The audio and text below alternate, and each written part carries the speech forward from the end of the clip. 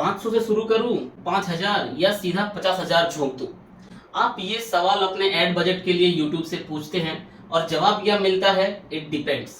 अरे भाई, अगर इट डिपेंड्स ही होना था तो मैं अपने पड़ोसी से पूछ लेता। तो दोस्तों, आज मैं आपको दो क्लियर चीजें बताऊंगा। एक तो एग्जैक्ट नंबर्स और दूसरा एक फॉर्मूला, जिससे आपको क्लियर अपना बजट समझ में आएगा, कितना पैसा लगाना है आपके गूगल एड्स में या मेटा एड्स में या आपके पूरे कैंपेनिंग में। तो बने रहिए इस वीडियो के अंत तक, और वीडियो अच्छी लगे तो फॉलो सब्सक्राइब बटन दबा दीजिएगा।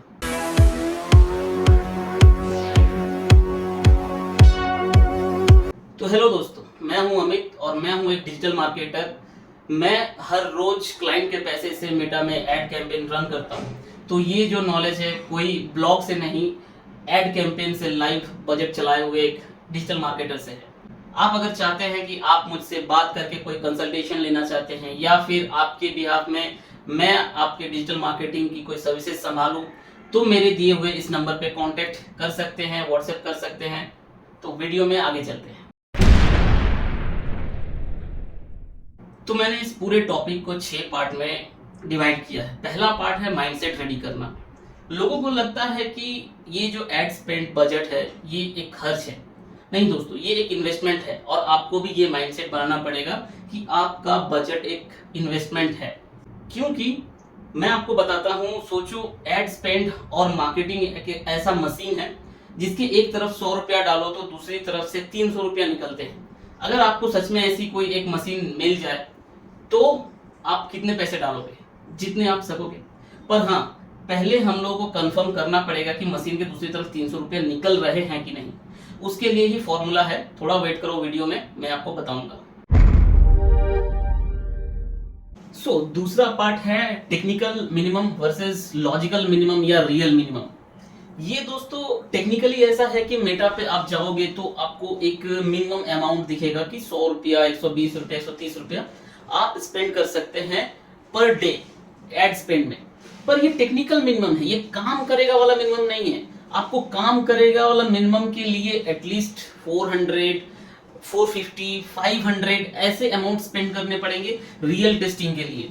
आप 100 रुपये में 120 रुपया पर डे का जो है बजट में ऐड तो चला लोगे, पर उसमें क्या होगा, वो एक चम्मच से समुद्र भरने के जैसा या एक चम्मच से एटलीस्ट स्विमिंग पूल भरने जैसा चीज है। अगर आप एक स्टेट में भी चलाते हो तो 30 करोड़ 40 करोड़ का जनसंख्या में आपका टारगेट कस्टमर कितने का होगा।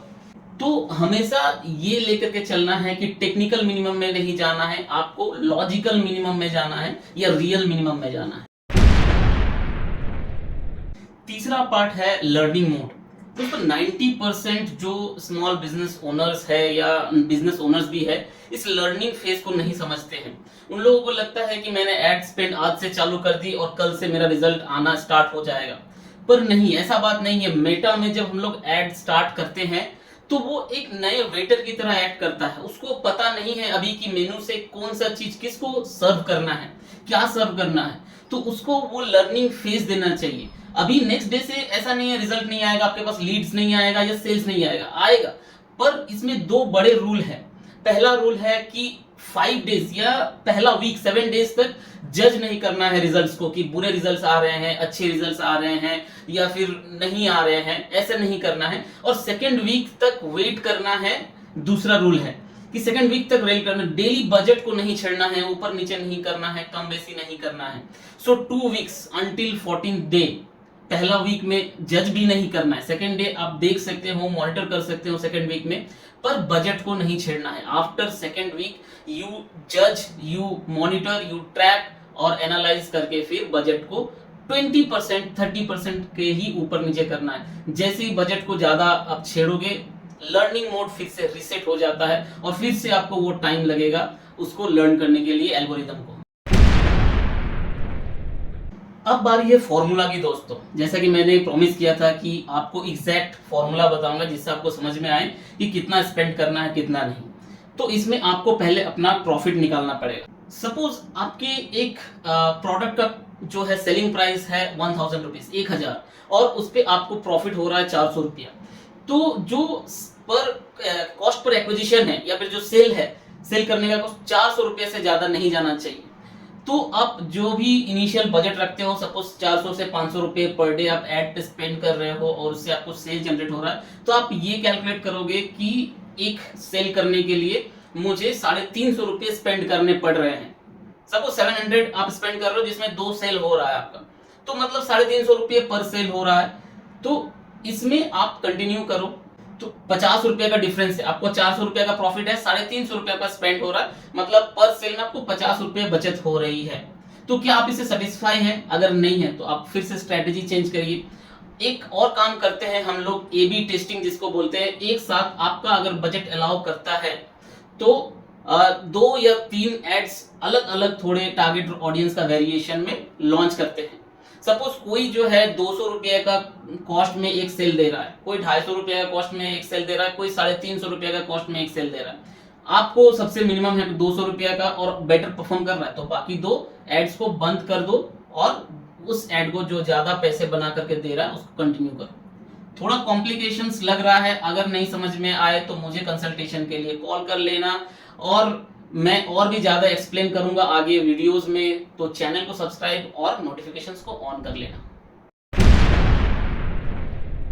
अब आते हैं दोस्तों एक रियलिस्टिक नंबर्स के बारे में, जो दूसरा चीज मैंने वीडियो के इनिशियल पे स्टार्ट पे आपको प्रॉमिस किया था।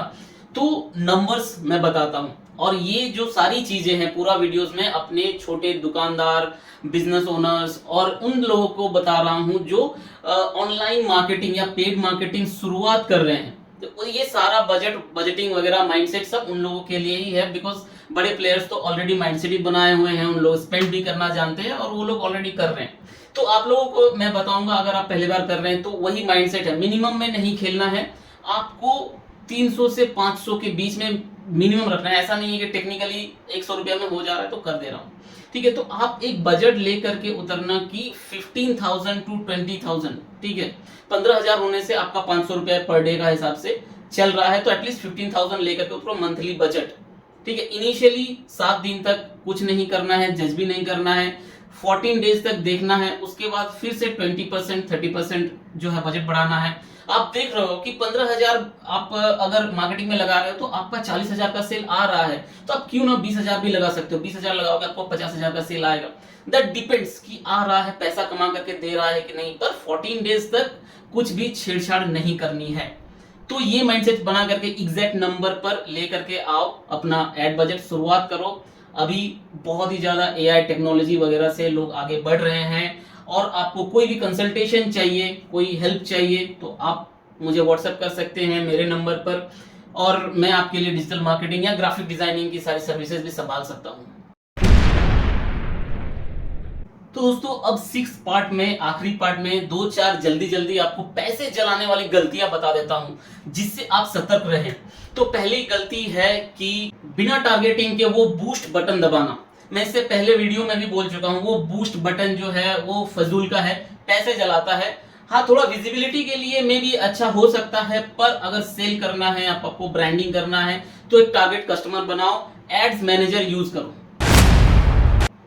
दूसरा, अगर बजट अलाउ करे, मैं जैसे पहला भी बोला कि 2-3 अलग अलग क्रिएटिव्स एड टारगेट्स बनाओ और उसको टेस्ट करो। जो विनर एड्स है उसको कंटिन्यू करो, बाकी बंद कर दो।